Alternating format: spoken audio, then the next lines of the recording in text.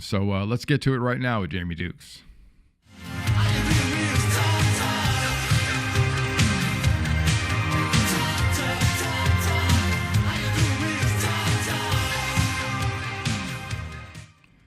Alrighty now, as promised, we are joined right now by Jamie Dukes, founder of ProIV Drip Fusion.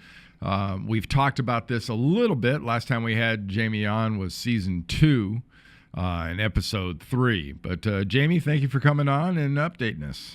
Oh man, it's good to be on, man. Thank you for hosting on Friday on the International Opioid Conference. It was, I'm sure it was enlightening for you to see all the pieces. You've been a part of this thing from the ground up, so to speak. So, really appreciate that as well. Nah, sure. It was my pleasure because the update, and like you said, sort of keeping tabs from afar. It's been quite a bit of progress for you guys over the course of about the last year and a half? Because with everything else, what that has anything to do in the medical industry, a lot of studies, a lot of tests, everything else. So what's the latest with ProIV and Drip Fusion? So for those who just listening, just catching it for the first time, what we've done is we've developed, as it stands right now, the only solution here in the United States that is an opioid alternative that's non-opioid, non-steroid, non-addictive, 97% all natural, and also covered by every major insurance carrier. And I'll pick up on that last piece because, as you mentioned, over the last year and a half, we've had the treatment, for probably 3 years now. And, and it's unfortunate because last year, 72,000 people died. And it's one of those things where it's very difficult to introduce something new into the marketplace. And unfortunately, it just takes time. And so the last piece for us was getting credentialed by all the major insurance carriers, going before their medical boards and showing them and demonstrating to them with research that we collected from a veteran study that we did out of St. Louis with Dr. Eric Naputi, that the drug was safe. I liken it to, the fact that with the drug, what we're putting in your body is really less than what you would take with a kid's chewable vitamin. That's how safe the drug is. And so, personally, just like I do, Randy, to have that kind of treatment and how effective it is and doing minimal impact to the body and attacking the inflammation because we're old and played that little game called football. And some of us were actually world-renowned discus and shot put guys. I stopped in high school, by the way. Yeah. Just in case your shoulder and back didn't take enough beating. Then you go on and add to it. Yeah. But progress-wise, for you guys, yes. There's so much in the news these days, whether it's Veterans Affairs, stuff that has to do with the VA, depression. The numbers are still out there. You mentioned the number of overdoses and people dying on the opioid scene. We still have numerous veterans dying out there. Yes. Suicide rate is crazy. The amount of veterans, the amount of people out there that do have opioid issues, that's not going away. And it's almost like, are people getting callous to hearing those numbers and what's going on and sort of with perceived very little actual progress? Well, I don't think it's callous. I think that you do get numb, yes, but at the end of the day, think about what's happening, what they've recognized, and what they're willing to do. And I'll just say it, and I'm not a THC basher at all. I'm a THC supporter, mm-hmm. but that you have government agencies now willing to, quote, air quotes, hold their nose to take CBD hemp products or THC related solutions and look at that and investigate that. And then go back to the witchcraft of medicine and say, oh, maybe chiropractors, maybe that is the right way to go. So they are, because they're willing to embrace I think the environment is right. And now you have a solution like, what we have, whereby, pharmacologically we can affect the body, because that's where the problem lies, is that how do you affect the sourcing of the pain or the issues or the mental issues? And so that's where our technology comes in. But to go back to your point about process, and so where we are in progress, matter of fact, I'm going to be with Governor Henry McMaster's, the state of South Carolina. We're doing a lot of work, as you know from the event that we had the other day. We're going to be, number one, looking at piloting with a hospital group in South Carolina, a research hospital there in South Carolina. They're going to pilot along with a bunch of the different affected areas across the state. So we're finalizing our proposal to the state legislature. The resources are there for the treatment. And so part of our process is that we'll be going as the guest of the Congressional Black Caucus for the state of South Carolina to kind of put the final pieces together. But we have a great, because with this, you have to pilot. You have to take the first steps, do the research and all of that in a clinically controlled environment. And then that's what will allow us to take it on to the next levels. And so in South Carolina, in the state of South Carolina, we'll be able to take those first steps here in the next 60 days. Well, if you don't mind rehashing now, from what you did in St. Louis, what came out of that study, out of that group, that you can look at going forward here with the next one? Well, what that study did for us, and let's just think of it from this perspective. The research cost. So it cost, and this is as of 2014, it cost $4 billion to take a drug from air all the way through FDA approval. That's just how expensive it is. That includes the research and the different types of research that has to be done. Fortunately for us, many of the elements in our solution were known elements that were on the formularies of either they're already FDA approved drugs or they were from an FDA approved registrant. So that helped us expedite things and bring the cost down as it pertained to St. Louis. So what we did now we're able to do is say, hey, look, this treatment, this formulation that we have right here is on your formulary right now. Every single one of these elements, it has its own code. Okay. Now, we are going to show you and demonstrate that utilizing this formula that's already on your formulary, we can have this outcome. And so basically the results from the tests we're using we have two panels.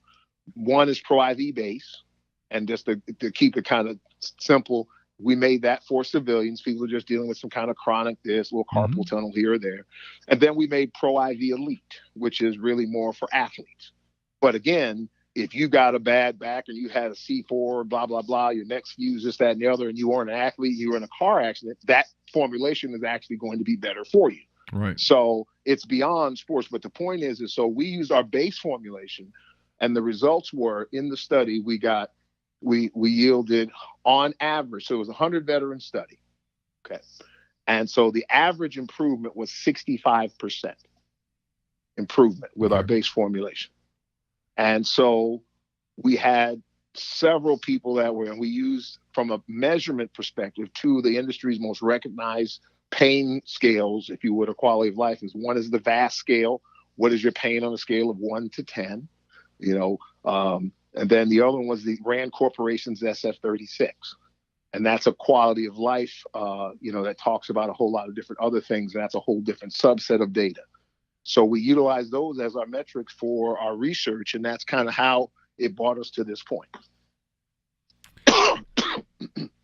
And going forward now with this hospital, this facility, let's call it, in South Carolina, how will that sort of expand what you've already done? Well, what it does is it allows, and so history is being made, when you think about it from this perspective, in that they become the first hospital to research an actual treatment. And I mean, there's other been that have been treated, but this is a very viable, that's got data to support it, that is as safe as this drug is. So they would be, the first hospital to investigate it. And then the process is we have to get approved by their IRB, the Investigative Review Board, for the study. And that gives the study design, who is the patient population we're looking at. So the two things we'd be looking at is prevention, number one, because if a person is never exposed to an opioid or exposed to a minimal amount of a narcotic, there's a lowest percent chance that they'll get hooked on an opioid. So that's prevention. And then you have, so for example, in South Carolina, this particular hospital, their demographics, and this same most of South Carolina, is that 74% of their patient population are either senior or veteran. And so you have a significant amount of folks that are in those demographics that are affected. And so the other part of it will be our chronic or arthritic study. And we'll take 1,000 patients from both sides of it, prevention, and 1,000 patients from the chronic side from all across the state. Right. And we'll just present the data. That's fantastic. I mean, what I really liked about being with you guys the Friday before the Super Bowl and everything that I was seeing is you've really got some pretty strong partnerships working across sort of the base from the standpoint. It's not just ProIV. You had some people there from the hemp industry with CBD oils and whatnot. You had people there from the recovery business. And don't fool ourselves. It is a business when it comes to recovery, but it's all something they have to work together and they have to mesh together for this all to be done correctly, don't they? Yeah. Well, think about it. The beauty of it is what we've done all our lives, Randy. It's been team. Mm-hmm. All we've done is just assemble a team to do, because, on the counseling side, that's Freedom 365. And so with Freedom 365, number one, it's an app whereby, you can sign up for the app, but at any city you're in, you can find a meeting or this, that, and the other. You want to communicate, have a peer interaction. You can do that because there's a counseling piece. We don't do that, so it's good to have a partner that does that, and so being able to, on the data side, the collection part of it, we've got a group called Life Wallet. These are some Apple guys that came over, that started a data collection solution. So we'll be able to collect all of the data that's required, ranging from labs to pain to comorbid conditions and whether it be obesity or diabetes, heart disease, all of that stuff interactive. Pull that data right off there, your Fitbit or your smartphone on your watch. There's a lot of technology that kind of goes into it. You met the folks from Spoke Up, right? And so they have some virtual reality technology whereby we can send messaging, your story, now that you've talked about at the event, your personal story. We'll be able to utilize that and show other people that are dealing with pain remotely, so that it's all about. There's a whole bunch of different digital strategies that have to go into getting the word out. So there's just a lot of different pieces. And so we just wanted to put those pieces together so people can kind of see what the relationship was and how all of these pieces could or could not come together. You may not need CBD oil. You may just use our treatment, so it's just one of those things you just have to gauge, what's best. Now, how important in this whole formula was getting the insurance companies involved? Well, it was the fact that they're going to pay for it. It was everything. It was the point, and that's what really kind of stopped us down, because we haven't made any money on the business side of things, and it's been pretty much just my investment in, and God, the name of the book is going to be 2 Fish and 5 Loaves of Bread, because somehow we put this together like that to get us where we are. Yeah. But you didn't exactly raise $4 billion to get this. Because think about, we got 2 panels, so that would be $8 billion. How about that? Yeah. But okay.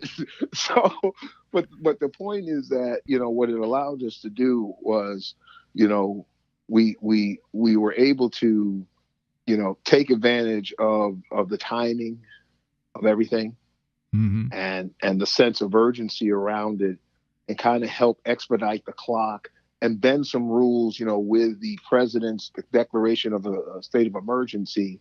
You got to kind of get to bend some rules as far as, hey, bottom line is this thing's here and it works. Let's investigate it. And so that's kind of how we kind of moved it. That's fantastic. Hey, Jamie, I really appreciate you joining me. Thank you for the update. We will check back and we will talk a whole lot more about this. Yes, sir. Yes, sir. All right, James. Thanks. Thank you, brother.